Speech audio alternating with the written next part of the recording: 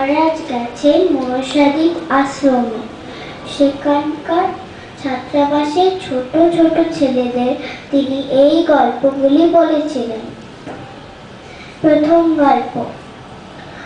একদিন একটা জঙ্গলে একটা বাঘ ও হাতির মধ্যে লড়াই হচ্ছিল। অন্য সব জন্তু জানোয়াররাও সেখানে উপস্থিত, শিয়ালও উপস্থিত। কিছু কিছু জন্তু হাতির সমর্থক আর বাকিরা বাঘের দলে।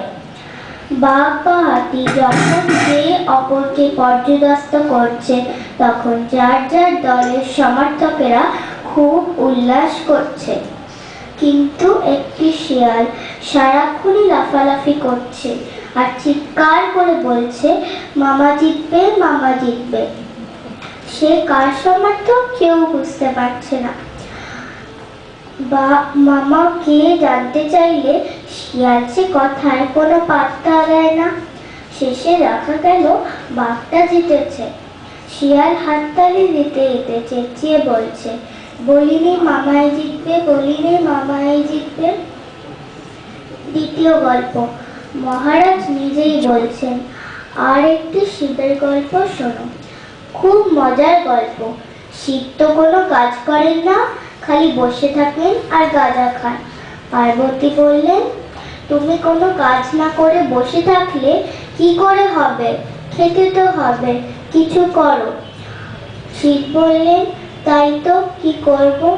পার্বতী বললেন, তোমার এই ডুমো ষাঁড়টা রয়েছে তো, ওটাকে কাজে লাগাও। শিব তখন ষাঁড়টাকে নিয়ে মাঠে গেলেন। কার্তিক খুব কর্মঠ, শিবকে একটা কাঠের লাঙল বানিয়ে দিলেন। শিব মাঠে গিয়ে ভাবছেন, লাঙল হলো, ষাঁড়ও হলো, কিন্তু বীজ কই? কিসের চাষ করব? ধান গম কিছুই তো বীজ নেই।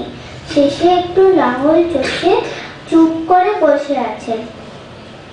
এবার পার্বতী একদিন এসে দেখেন চষা মাঠে শিব কি বীজ যেন ছড়াচ্ছে।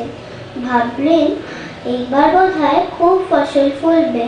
ও মা, কিছুদিন বাদে এসে দেখেন সারা জমি ভর্তি করে শুধু ভাং গাছ হয়েছে। দ্বিতীয় গল্প। আর একটি শিবের গল্প শোনো। আর একটা গল্প বলি, শোনো। একদিন এক রাজা বসে আছেন, সামনে পারিষদেরা বসে আছেন। তখন খুব শিয়াল ডাকছে। রাজা বললেন, ওরা এত ডাকছে কেন?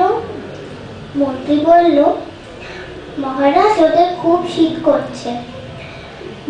মহারাজ বললেন, সবাইকে একটা করে কম্বল কিনে দাও। অনেক কম্বল কেনা হলো। এবার পরের দিন আবার শিয়াল ডাকছে। রাজা বললেন, আজ আবার ওরা ডাকছে কেন? সমস্যায় পারিষদেরা বললে, মহারাজ, ওরা আপনাকে সম্মান জানাচ্ছে। এবার গল্প শেষ হওয়ার পরে ছেলেরা জিজ্ঞাসা করলো, মহারাজ, কম্বল কি শিয়ালরা পেল? মহারাজ হাসলেন, বললেন, যা হোক, এই বলে কম্বল তো কেনা হয়ে গেল। নমস্কার।